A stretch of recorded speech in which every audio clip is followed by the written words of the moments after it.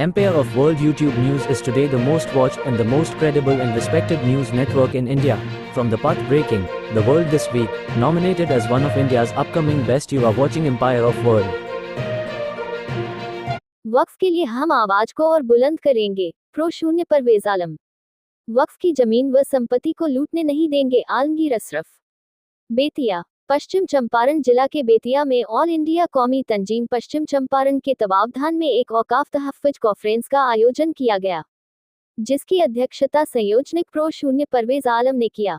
वही मंच का संचालन डा शून्य नसीम अहमद नसीम ने की। कार्यक्रम का संचालन करते हुए डा नसीम ने ये बताया कि ऑल इंडिया कौमी तंजीम एक गैर राजनीतिक तंजीम है, जिसके राष्ट्रीय अध्यक्ष लोकसभा सांसद तारिक अनवर है। ऑल इंडिया कौमी तंजीम की स्थापना तारिक अनवर ने देश में कौमी सद्भावना बनाने के उद्देश्य से उस समय किया था, जब बाबरी मस्जिद शहीद हुआ था और देश में अशांति का माहौल था। देश में शांति बहाल करने एवं आपसी सद्भावना को बहाल करने लिए कौमी तंजीम हमेशा प्रयासरत रहा है। इसकी शाखा देश के हर राज्य में है। वही बैठक को संबोधित करते हुए सिकटा विधायक बीरेंद्र प्रसाद गुप्ता ने कहा कि केंद्र सरकार द्वारा वक्फ संशोधन विधेयक लाना देश में आपसी सद्भाव को बिगाड़ने के लिए वक्फ की संपत्तियां बड़े बड़े उद्योगपतियों के हाथ चली जाए और वक्फ बोर्ड कमजोर हो जाए, इसी उद्देश्य से बिल लाया गया है, परंतु हम सभी इस बिल को पास कभी नहीं होने देंगे। बैठक को संबोधित करते हुए संरथा के संयोजन प्रो शून्य परवेज आलम विस्तार पूर्वक वक्फ संशोधित अधिनियम और वक्फ एक्ट को समझाने का प्रयास किया। श्री आलम ने बताया कि इस विधेयक का मकसद वक्फ बोर्डों को कमजोर करना और मुस्लिम समुदाय के धार्मिक मामलों में दखल देना है। यह विधेयक वक्फ संपत्तियों के प्रभावी तरीके से प्रबंधन की वक्फ बोर्डों की क्षमताओं को कम करेगा।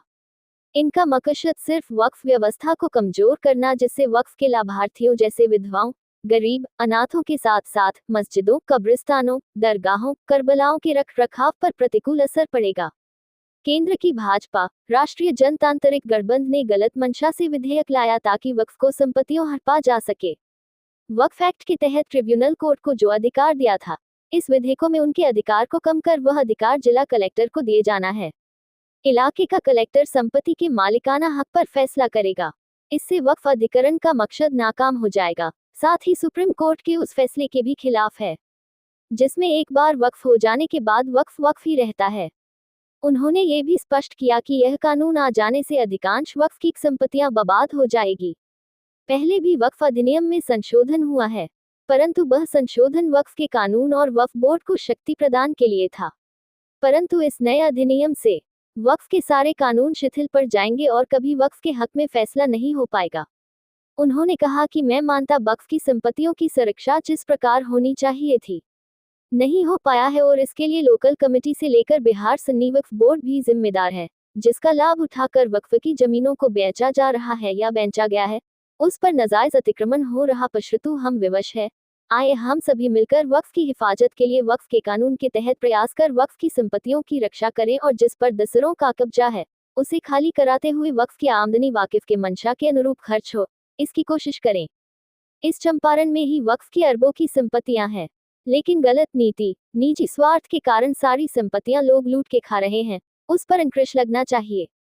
बैठक को संबोधित करने वालों पूर्व विधायक मदन मोहन तिवारी, अब्दुल हई अख्तर, मुन्ना त्यागी, मौलाना न्याज अहमद कासबी, मौलाना नजमुद्दीन मो बदरुद्दीन, ओम प्रकाश कृति, इरशाद अख्तर, असलम खान हकी, क्यूम अंसारी मो आलमगीर अशरफ, शादिक खान मो कैफ मो जाकिर अधिवक्ता, शौकत अली, शमीम अफजल, तंजीर आलम, तलहा आबिद, सोहराब आलम, नूर इनाम मो एजाज इत्यादि ने इस संशोधित बिल 2024 पर अपना विचार रखे। में आगे बढ़े, आगे आए और इसको हर हाल में, चूंकि ये एक ऐसा प्रॉपर्टी है, ये एक ऐसा जायदाद है जो ट्रांसफरेबल नहीं है, जो एक दूसरे को हस्तांतरित नहीं हो सकता है, जो एक दूसरे के नाम पर नहीं चढ़ सकता है, एक दूसरा आदमी इसको ले नहीं सकता।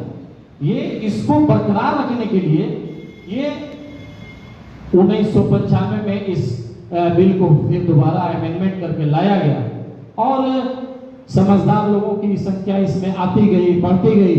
तो वक्फ का जो 8 लाख एकड़ जमीन जब इसकी खोज की गई, जब इसके बारे में जानकारी प्राप्त की गई, तो मालूम हुआ दूसरी तरफ वक्फ की 99% जो है जमीन को कब्जा किया गया है एक तरीके से। इस बात को भी समझने की जरूरत है कि जमीन को छुड़ाने की जरूरत है। आपको इस बात को समझने की जरूरत है, कल आने वाले